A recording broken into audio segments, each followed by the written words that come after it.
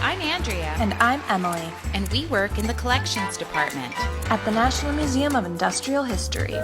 We love working with our volunteers and guests and researching the collection. So, at this time, we decided to look around and find history at home. Welcome to the Innovation Station. The sweltering days of summer are upon us. Let's turn now to keeping cool.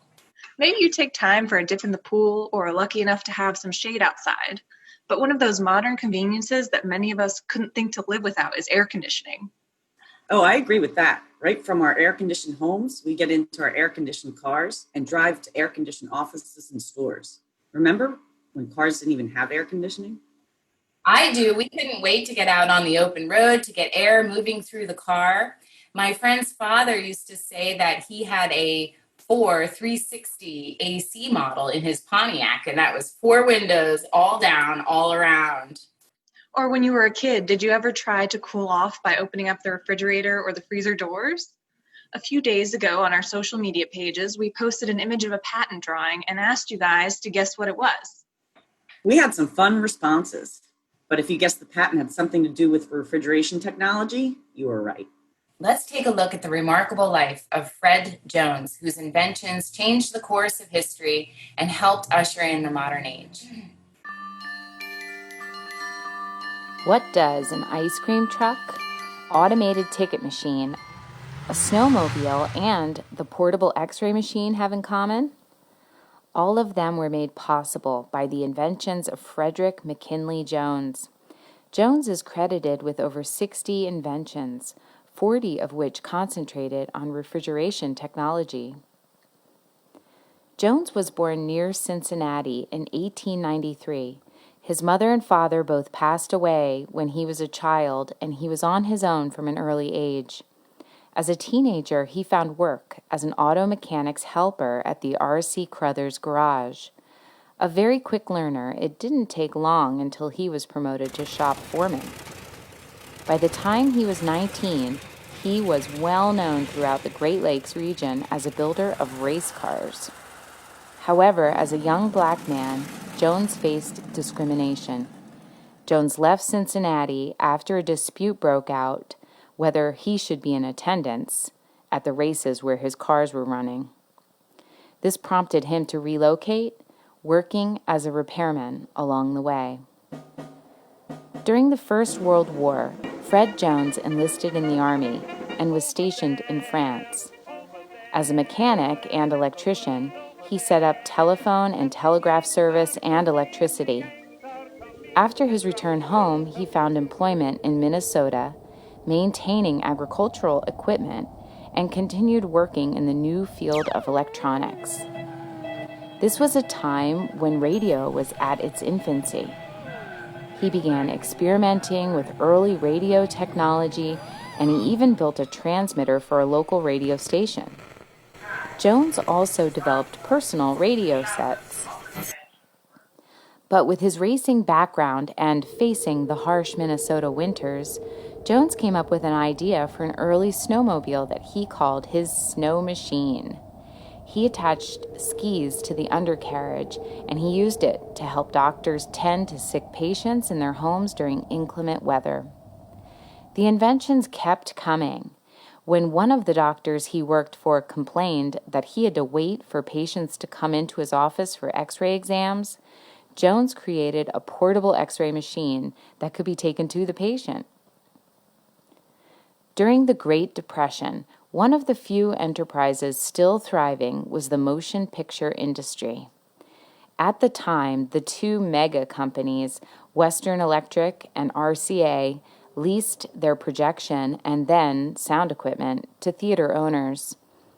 A Minneapolis entrepreneur named Joseph Numero was determined to produce less expensive equipment of a higher quality.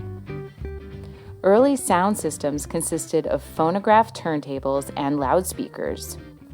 Numero sought to replace these earlier systems with a better sound on film system. He established ultraphone sound systems, and he needed a technical expert to facilitate the shift from sound on record to the electronic soundtrack equipment. Meanwhile, Jones had since been working as a projectionist at a small theater in Hallock, Minnesota, and was converting old silent movie projectors into talking projectors using homemade modifications. He devised a sound system using scrap metal, discs from a plow, and a leather machine belt to drive them. When the industry upgraded to sound on film, Jones created his own sound system by grounding a glass rod into the lens needed to produce the sound. He also figured out how to stabilize and improve picture quality. The system he created rivaled the quality of those that commercial manufacturers were leasing to the movie houses. Numero at Ultraphone Sound Systems heard news of this brilliant innovator. By 1930, Frederick McKinley Jones was hired by Joseph Numero to help him develop his sound equipment for movie houses. When he arrived at Ultraphone in Minneapolis, he again encountered discrimination. He then produced the letter written by their boss and was introduced to the team. He quickly began collaborating with the other engineers, and soon thereafter was promoted to chief engineer. They sold their equipment throughout the Midwest and the Chicago metro area. In 1939, Jones invented and patented an automatic ticket dispensing machine for patrons to the movie theater. He later sold the patent rights to RCA. But Jones's big break came with the next project that he and Numero set out to tackle. Jones had been dabbling with an automobile air conditioning system, but Numero wasn't convinced it would take off. However, as legend has it, Numero entered into a friendly wager on the golf course after hearing a story of how one of the golfers lost a shipment of poultry to the overheating of the delivery truck. Numero and Jones decided to move forward with the refrigeration device, and their partnership culminated in the formation of the U.S. Thermo Control Company. During the 1930s, keeping perishable goods fresh over a long-distance haul was a challenge. Options included either using the old ice and salt method or connecting to electric refrigeration units at frequent layovers. Jones was able to apply his knowledge of race car shock proofing with his automobile air conditioner idea, and he mounted a 2,200-pound apparatus under the trailer. A 4-cylinder gasoline-powered engine drove the compressor, and a starter-generator flywheel combination controlled the engine and the expansion thermostat. That first model cost $30,000 to build, but it was only sold for $1,500. Jones's system enabled trucks and containers to transport perishable products, keeping them fresh over long distances. This transport refrigeration system eventually became known as the Thermo King Company. Products could now move from ship to train to truck to the consumer.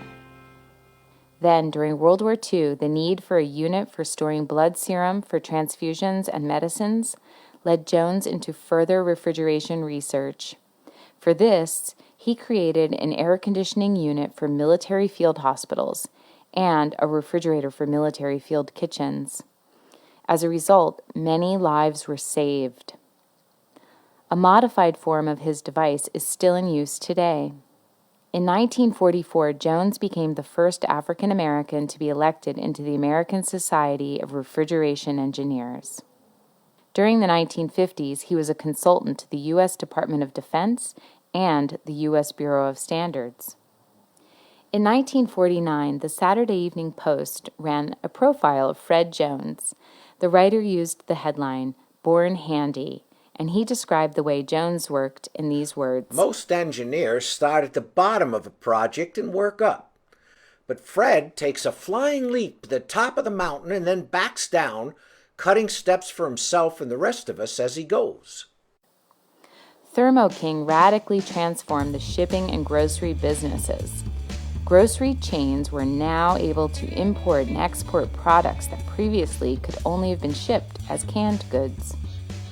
As a result, the frozen food industry was born, and within a decade, frozen foods would become a $7 billion industry worldwide. For the first time, consumers could enjoy fresh foods from around the globe, and U.S. Thermo became a multi-million-dollar company. When Frederick McKinley Jones died on February 21, 1961, he had more than 60 patents in his name.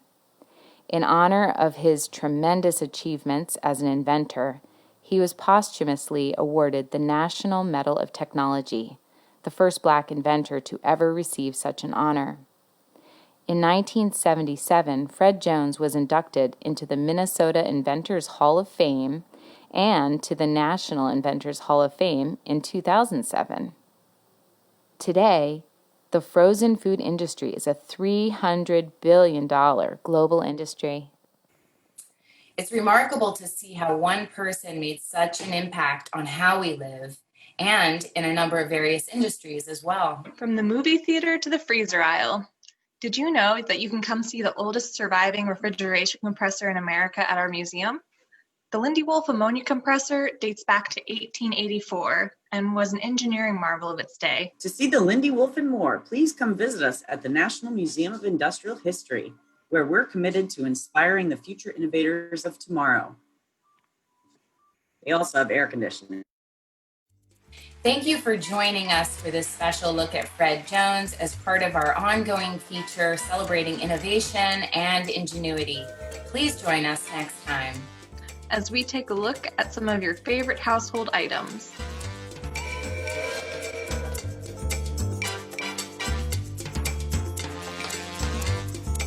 Innovation Station is generously sponsored by CSTK.